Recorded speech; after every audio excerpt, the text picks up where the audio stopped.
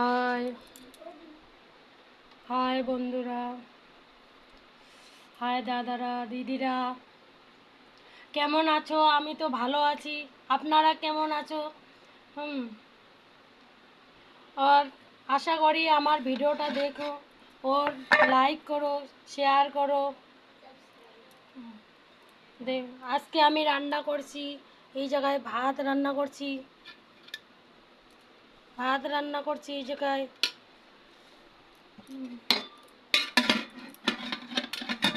আর এই জায়গায় ডাল রান্না করছি, और এই জায়গায় রান্না করছি সোয়াবিন আলু কি সবজি।